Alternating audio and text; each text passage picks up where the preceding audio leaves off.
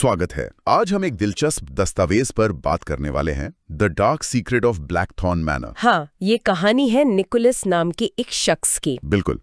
Nicholas पहुंचता है Blackthorn manner, एक पुरानी थोड़ी डरावनी सी हवेली में अकाउंटिंग की नौकरी के लिए। और वहां जाते ही मामला थोड़ा अजीब हो जाता है ना? हाँ, बहुत अजीब। हवेली का जो बुजुर्ग मालिक है एलेक्स, वो उसे एक चौंकाने वाला प्रस्ताव देता है कि जब वो मरेगा तो हवेली और सारा कारोबार निकोलस का हो जाएगा। सोचिए जरा, वो तो उसे ठीक से जानता भी नहीं। यहीं से वो रहस्य का माहौल बनना शुरू होता है। कोई अजनबी क्यों देगा अपनी पूरी संपत्ति? मतलब कुछ तो गड़बड़ है। हाँ, शक तो होता है, पर निकोलस मान जाता है। इतना बड़ा प्रस्ताव। हाँ, और वो अपनी पत्नी मिलिंडा, उसको भी बुला लेता है। और फिर हवेली अपना रंग दिखाना शुरू करती है। सही कहा। उन्हें एहसास होता है जैसे फुसफुसाहटें सुनाई देना या फिर अचानक ठंडी हवा के झोंके लगना। एक हॉन्टेड हाउस वाली बात है। हाँ, पर यहाँ ये सिर्फ डराने के लिए नहीं लगता। ऐसा लगता है जैसे कोई वाकई में वहां है। बिल्कुल, ये वो संकेत हैं जो बता रहे हैं कि इस हवेली में कुछ गहरा राज दफन है। और वो राज तब खुलना शुरू होता है जब मिलिंडा को गलती से एक गुप्त सीढ़ी मिलती है लाइब्रेरी में। अच्छा, कहाँ जाती थी वो सीढ़ी? नीचे एक तहखाने में।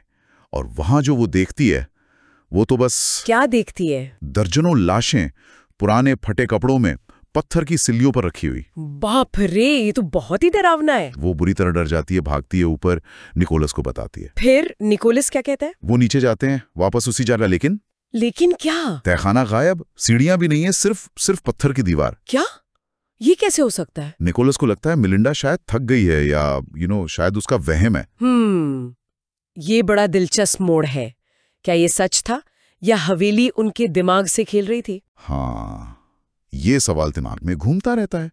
और फिर अगले ही दिन एलेक्स की मौत हो जाती है। अच्छा, इतनी जल्दी? हाँ, और निकोलस अब मालिक बन जाता है उस हवेली का, सारे कारोबार का। और उसी रात कुछ होता है ना? बिल्कुल। उसे रोने की आवाजें सुनाई देती हैं।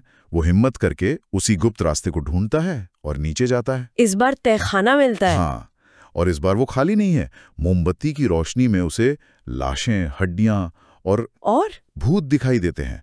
पीले गुस्से में भरे भूत। ओहो, तो भूत सच में थे? हाँ, और एक भूतनी की आवाज बताती है कि एलेक्स ने ही उन्हें मारा था, उनकी दौलत हड़पने के लिए।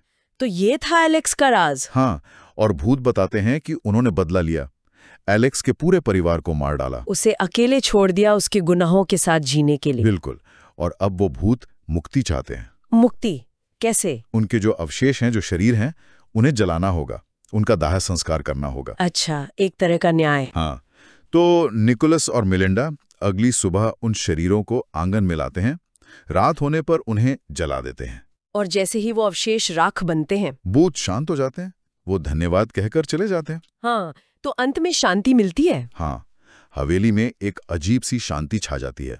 निकोलस और मिलिंडा एक नई शुरुआत करते हैं, उसी डरावनी जगह पर। हाँ, लेकिन अब वो डर नहीं है। कहानी उम्मीद पर खत्म होती है कि जल्द ही उन दीवारों में बच्चे की किलकारियां गूंजेंगी। वाह! तो ये कहानी एक अजीब प्रस्ताव से शुरू होकर डर, सच्चाई और फिर शांति तक का सफर है। हाँ, ये दिखाती है कि कैसे अतीत की गलतियां, अन्याय वो पीछा नहीं छोड़ते। सही। जब तक उनका सामना न किया जाए, सच को स्वीकार न किया जाए, तब तक शांति नहीं मिलती। भूतों को भी मुक्ति तभी मिली जब उनके साथ जो हुआ उसे माना गया और उन्हें इज्जत दी गई। बिल्कुल, यह सिर्फ भूतों की कहानी नहीं है। नहीं, ये एक प्रतीक है कि कैसे अनसुलझे मुद्दे, दबाए गए सच वो हमें परेशान करते रहते हैं। ये सोचने वाली बात है। क्या हमारी अपनी जिंदगियों में या हमारे समाज में ऐसे कोई अनदेखे भूत हैं? मतलब पुरानी बातें, अनकहे सच, अधूरे न्याय, जिन्हें शांति पाने के लिए शायद हमें भी अतीत का सामना करने की जरूरत है। हाँ, एक गहरा सवाल छोड़ जाती है ये कहानी। अगर आपको ये वीडियो पसंद आया तो वीडियो को लाइक करें और चैनल को सब्सक्राइब जरूर करें। और यही कहानी अगर आप इंग्लिश में सबटाइटल के साथ देखना चाहते हैं तो मेरे इंग्लिश चैनल स्टोरी ग्लाइडर को जरूर चेक करें। मैंने चैनल का लिंक डिस्क्रिप्शन में दे दिया है। वीडियो देखने के लिए आपका बहुत बहुत धन्यवाद।